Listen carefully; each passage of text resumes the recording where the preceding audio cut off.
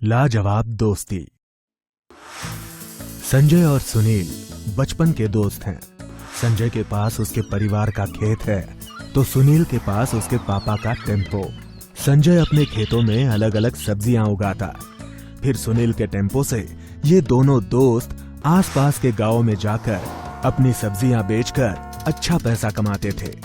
सुनील को फोटोग्राफी का शौक था, इसीलिए संजय ने 1-1.5 साल पहले सुनील को एक कैमरा खरीद के दिया था। फोटोग्राफी से मिले पैसे जोड़कर 6 महीने पहले दोनों ने एक कंप्यूटर भी खरीद लिया था, जिस पर दोनों फोटो और वीडियो एडिटिंग का काम भी किया करते थे। कामकाज अच्छा चल रहा था, इसलिए दोनों बड़े खुश थे। रोज की तरह आज भी सारी सब्जियां बिक गईं। ये तो बस हमारी मेहनत और अपनों का आशीर्वाद है। ये बात तो है। अच्छा सुनील, आगे उस कॉर्नर पे रोक देना। क्यों, कुछ काम है? बहुत जरूरी काम है। तुम कहते थे ना हमारे वीडियो और फोटोग्राफी के काम में एक चीज की कमी है और आजकल उसी की डिमांड ज्यादा है। मतलब? हाँ, ड्रोन ले रहे हैं। क्या बात है मेरे दोस्त। चल चल। दोनों दोस्तों ने ड्रोन खरीदा और वो गांव आ गए। घर पहुंचते पहुंचते उन्हें रात हो चुकी थी। सारे गांव वाले आराम से सो रहे थे। संजय और सुनील ड्रोन का टेस्ट लेना चाहते थे, इसलिए उन्होंने ड्रोन उड़ाया। अटैच्ड मोबाइल से वो दोनों अपने आप को देखकर खुश थे। अब उन्होंने सोचा कि ये ड्रोन ज्यादा से ज्यादा कितना दूर जा सकता है, ये चेक किया जाए। उनका ड्रोन 1-8 किलोमीटर दूर एक गली में उड़ रहा था। इतने में उन दोनों ने मोबाइल में देखा कि किसी ने अलंकार ज्वेलरी शॉप का शटर अंदर से खोला। दोनों को शक हुआ। ये दुकान तो राम काका की है, लेकिन ये आदमी राम काका तो नहीं है। पागल, ये राम काका होते तो चेहरा छुपा के दुकान से थोड़ी ही बाहर निकलते। ये कोई चोर है। तुम ड्रोन से उसका पीछा करो, मैं राम काका को फोन करता हूँ। संजय राम काका को फोन लगा रहा था, लेकिन वो फोन उठा ही नहीं रहे थे। शायद साइलेंट करके सो गए थे। संजय, अरे वो तो एक स्कूटी लेकर भाग रहा है।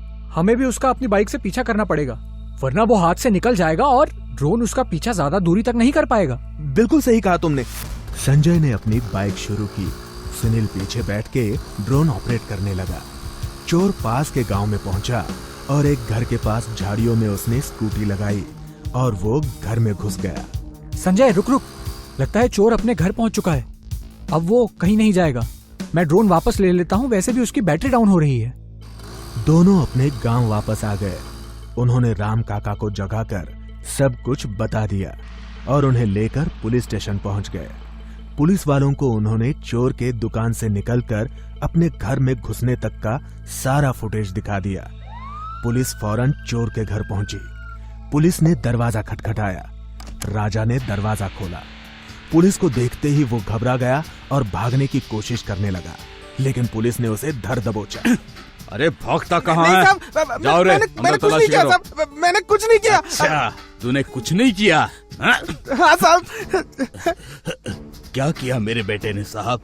चोरी की है तुम्हारे बेटे ने। मेरा भाई चोर नहीं हो सकता सर, आपको कोई गलतफहमी हुई है। सर, चोरी के गहने मिल गए।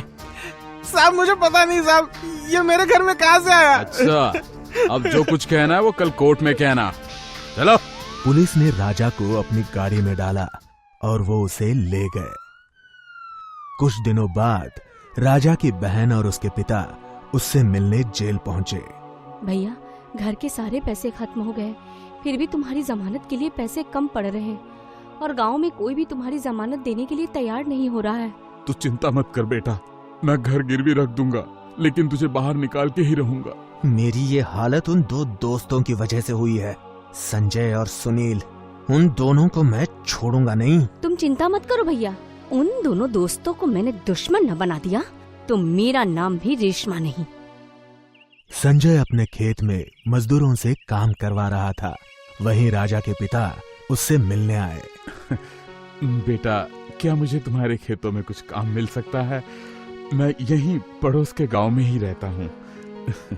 खेती का काम जानते हैं आप? खेती का काम करके ही तो मेरे बाल सफेद हुए हैं बेटा। बस किस्मत ने साथ नहीं दिया तो मैं खुद की जमीन नहीं खरीद पाया। ठीक है, तो आप कल से आइए काम पर। अरे नेक काम में देरी क्यों बेटा? आज से ही मैं काम पर लग जाता हूँ, है ना? ये भी ठीक है। बेटा, मेरी बेटी के लिए भी कुछ काम हो तो बताना।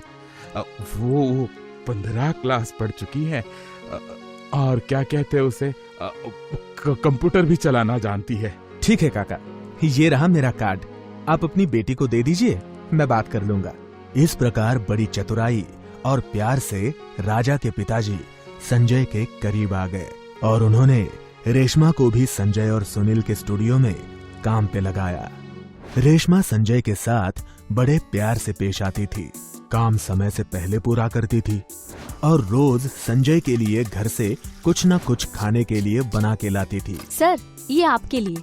अरे मैडम, आप मेरे लिए इतनी मेहनत मत कीजिए। मेहनत कहाँ सर, जो अपने लिए बनाती हूँ वही आपके लिए भी ले आती हूँ। आप 18-20 घंटे काम करते हैं लेकिन खुद का बिल्कुल भी ख्याल नहीं रखते। अब खाइए। वैसे सर, आपको बुरा ना लगे तो एक बात कहूँ? हाँ कहिए ना। पता नहीं क्यों मुझे ऐसा लगता है कि सुनील सर आपको दोस्ती दिखाते तो हैं, लेकिन उनके दिल में कुछ काला है।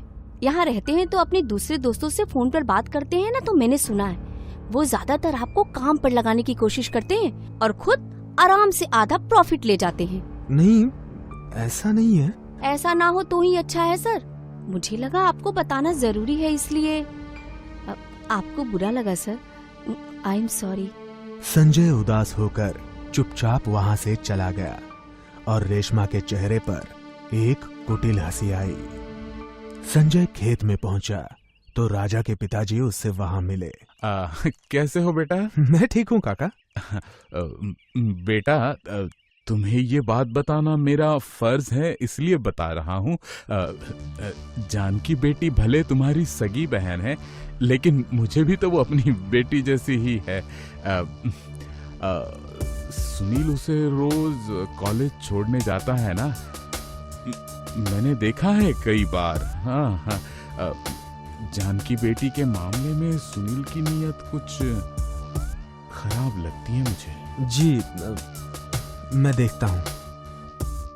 इस तरह इन बाप बेटी ने मिलकर संजय और सुनील को उकसाने की भरपूर कोशिश की।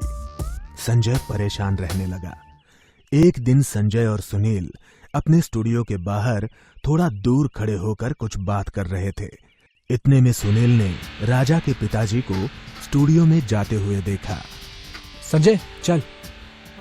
संजय और सुनील स्टूडियो के दरवाजे पर आकर उनकी बातें सुनने लगे। मैंने बहुत जहर घोला है उस संजय के कानों में, लेकिन उस पर किसी भी बात का कोई असर नहीं हो रहा है। मैंने भी कितनी बार कोशिशें की अब्बू, लेकिन सब उल्टे घड़े पे पानी। वाह, क्या बढ़िया षड्यंत्र रचा है बाप बेटी ने मिलकर। आप दोनों को क्या लगा कि आप मुझे भड़का देंगे और मैं भड़क जाऊंगा?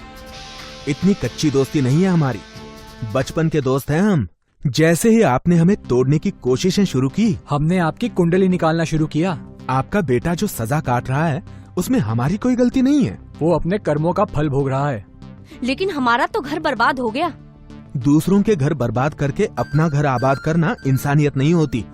सच्चा इंसान तो वो होता है जो खुद के साथ औरों को भी आबाद करे। आप दोनों इतने मेहनती हैं, तो राजा को चोरी करने की जरूरत ही क्या थी? मेरा राजा भी अच्छा पढ़ा लिखा है, लेकिन नौकरी नहीं मिलती ना, इसलिए। अरे काका, आप दोनों ने काम के लिए मुझसे पूछा और देखिए आज आपके पास काम है और अच्छा काम करके मेहनत की तनख्वाह ले रहे हैं आप लोग। और अगर राजा भी हमारे साथ काम करना चाहे तो हमें कोई ऐतराज नहीं है। ये बात सुनते ही रेशमा और राजा के पिता के चेहरे पर मुस्कान आ गई। संजय और सुनील ने राजा को जमानत दिलाई और अपने साथ काम पे रख लिया। राजा भी बड़ी मेहनत और ईमानदारी से काम करने लगा। सच है दोस्तों, हमें जो भी काम मिले उसे हमें मेहनत, ईमानदारी और लगन से करना चाहिए। ऐसे लोगों पर ही माँ लक्ष्मी प्रसन्न होती हैं। हम अड़ियलपन दिखाएंगे तो दुनिया आगे निकल जाएगी और हम वहीं के वहीं रह जाएंगे। तो दोस्तों, ये थी कहानी लाजवाब दोस्ती की। जल्द ही मिलेंगे एक नई कहानी के साथ। तब तक आप अपना और अपनों का ख्याल रखें। खुश रहें।